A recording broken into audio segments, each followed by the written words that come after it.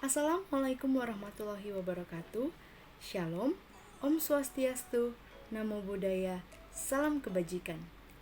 Perkenalkan, nama saya Natania Junior Harifa. Saya dari Program Studi Pendidikan Biologi kelas B 2020, Universitas Pendidikan Indonesia. Dalam video ini, saya akan menyampaikan hasil analisis saya terkait perkembangan bahasa pada manusia, di mana perkembangan ini saya kaitkan dengan tumbuh dan kembang biologi seseorang. Adapun tujuan dari pembuatan video ini ialah untuk memenuhi tugas akhir dari mata kuliah Pendidikan Bahasa Indonesia. Izinkan saya menyampaikan rasa terima kasih yang sebesar-besarnya kepada Bapak Daris Hardianto MPD selaku dosen pengampu mata kuliah Bahasa Indonesia. Tidak lupa juga saya sampaikan terima kasih yang sebesar-besarnya kepada seluruh rekan yang telah berkontribusi dalam penyelesaian jurnal ini. Judul yang saya angkat dalam artikel ini adalah Pengaruh Tumbuh Kembang Biologis Terhadap Perkembangan Bahasa pada Manusia, di mana artikel ini saya mulai dari bagian pendahuluan yang tentunya memuat fenomena terkait variabel.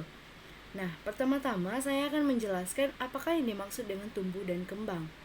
Peristiwa tumbuh dan kembang ini tentunya peristiwa yang akan dialami oleh setiap makhluk hidup, dan peristiwa ini berlangsung secara kontinuitas, dimulai dari sejak konsepsi sampai pada maturitas atau kedewasaan. Sedangkan untuk pengertian bahasa sendiri adalah sebuah alat komunikasi yang digunakan antar manusia untuk menyampaikan maksudnya.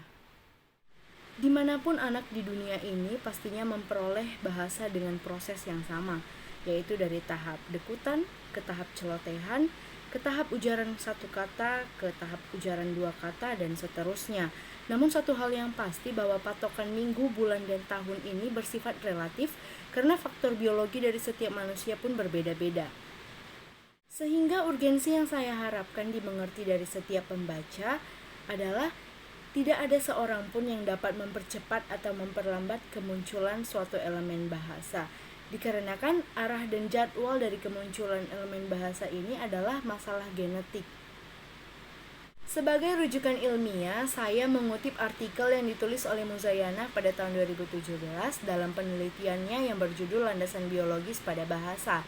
Nah, Muzayana menyatakan bahwa faktor terpenting dalam pemerolehan bahasa adalah faktor neurologis, di mana struktur dan organisasi otak memberikan pelita terhadap masalah pemerolehan, pemahaman, dan pemakaian bahasa. Selain itu, artikel ilmiah lain yang saya kutip adalah penelitian yang dilakukan oleh Eric Hallenberg pada tahun 1967, di mana penelitiannya ini berjudul The Biological Foundations of Language. Nah, Hallenberg pada penelitiannya ini menyatakan bahwa proses pematangan yang ditentukan oleh secara genetik bukan pengaruh dari luar, mendasari kemampuan bahasa dan pemahaman verbal.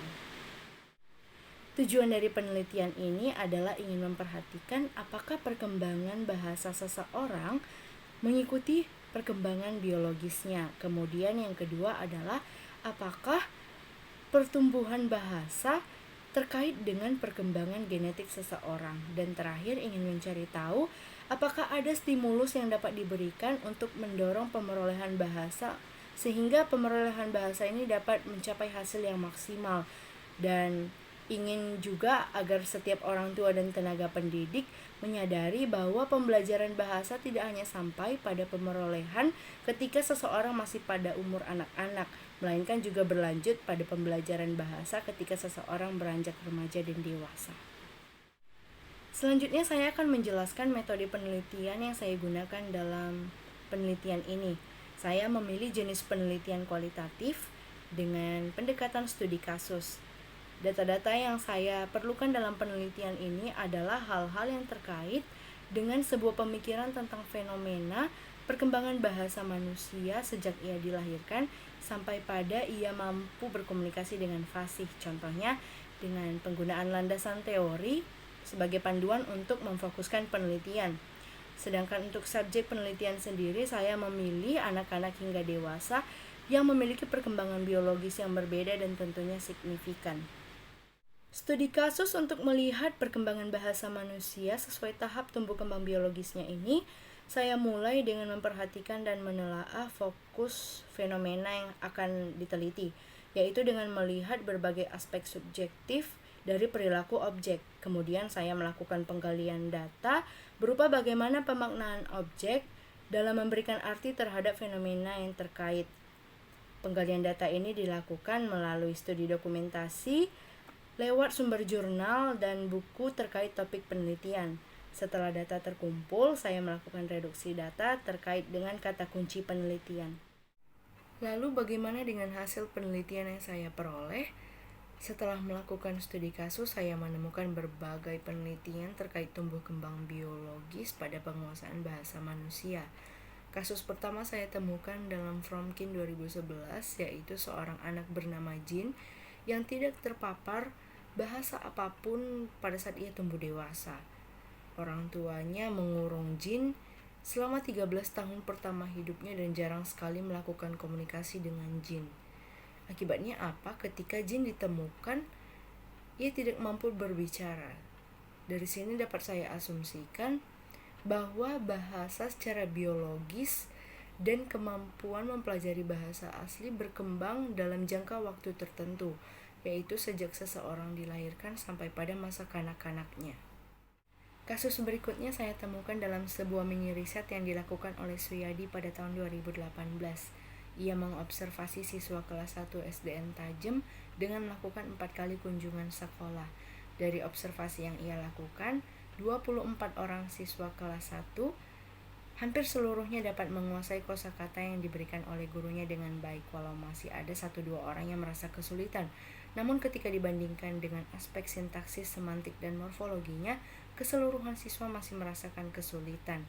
Setelah melakukan wawancara lebih lanjut dengan wali kelas, Suyadi menemukan lebih banyak lagi masalah dalam perkembangan bahasa siswa kelas 1 SDN Tajem, seperti contohnya adalah kesulitan dalam menggunakan bahasa Indonesia. Hal ini disebabkan kebiasaan di rumah yang jarang menggunakan bahasa Indonesia. Padahal kita tahu sendiri, siswa kelas 1 biasanya menghabiskan waktu lebih banyak di lingkungan keluarga dibandingkan dengan lingkungan sekolah. Maka dari itu sangat dibutuhkan peran orang tua dalam memberikan stimulus terhadap perkembangan bahasa anak-anaknya. Baik, sekarang kita akan masuk pada bagian pembahasan. Yang pertama adalah teori pemerolehan bahasa. Studi tentang perkembangan bahasa pada manusia sendiri didominasi oleh perspektif yang berbeda-beda. Pertama ada teori nativis atau disebut juga dengan teori biologi yang menjelaskan bahwa bahasa pada dasarnya diturunkan dari struktur yang diprogram secara genetis. Asumsi utama dari teori ini adalah manusia dilahirkan dengan struktur akuisisi bahasa bawaan tertentu. Penting dicatat juga bahwa teori biologi ini tidak dapat menjelaskan bagaimana faktor sosial berkontribusi dalam pemerolehan bahasa anak. Teori yang kedua ada teori belajar, di mana para ahli mengungkapkan bahwa penguasaan bahasa terjadi melalui pengkondisian operan, sehingga ketika manusia menanggapi kata-kata ataupun ungkapan dengan tepat, ia membutuhkan penguatan sosial.